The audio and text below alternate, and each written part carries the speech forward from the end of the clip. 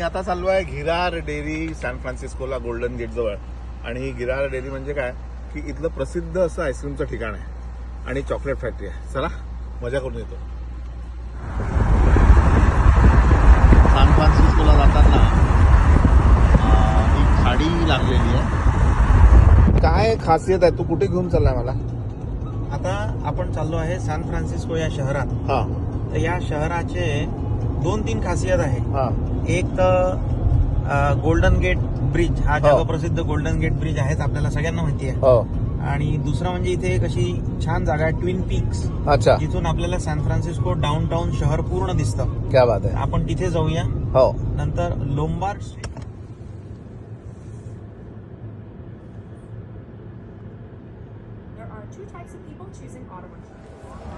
आता आम्ही आलो आहे घिरा डेअरी. इथलं प्रसिद्ध आईस्क्रीम जगातली सगळी पर्यटक मंडळी इथे येतात आणि मी तर आईस्क्रीम लव्हर आहे, सगळ्यांना माहिती आहे. त्याच्यामुळे मी जर इथे आलो नाही तर आयुष्यातलं मोठं पाप केलं असं मला वाटेल. बघा गर्दी किती आहे.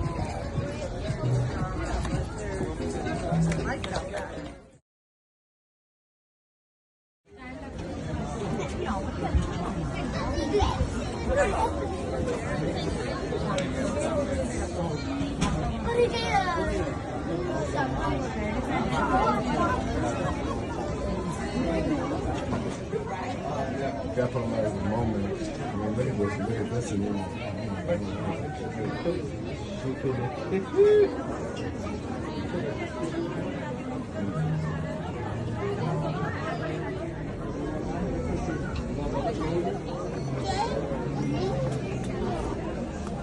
And फायनली आपण या आईस्क्रीम शॉपमध्ये आलेलो आहे. मागे माझ्या बोर्ड दिसत होते, त्याचं स्वागत आहे असं सुद्धा लिहिलेलं आहे.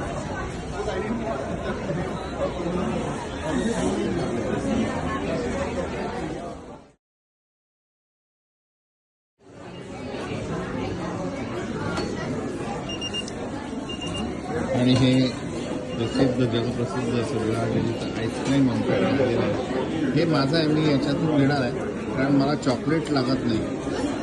मी एन्जॉय करतो. ही 2 आईस्क्रीम्स आहेत. तर हे गोल्ड रश नावाचं आहे आणि याचं नाव आहे वर्ल्ड फेमस संडे. त्याच्यामध्ये छान चॉकलेट दिसतं आहे.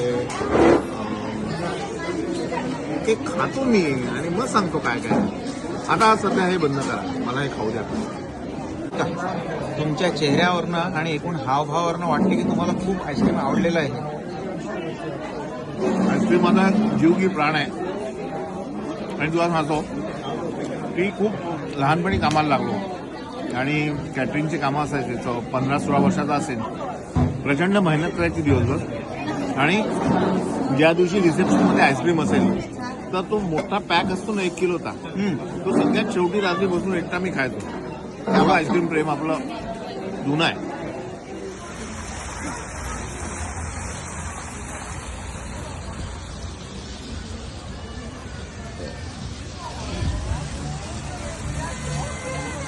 तर अशा तऱ्हेने प्रसिद्ध अशा घिरार डेअरीचं डेअरीचं आईस्क्रीम मी खाल्लेलं आहे आणि मजा आली आहे. तुम्ही पाहतच होतात की कसे ते छान कप भरलेले होते आणि शेवटी नको नको आईस्क्रीम असं वाटतं. पण तुम्ही जर इथे आलात तर नक्की या.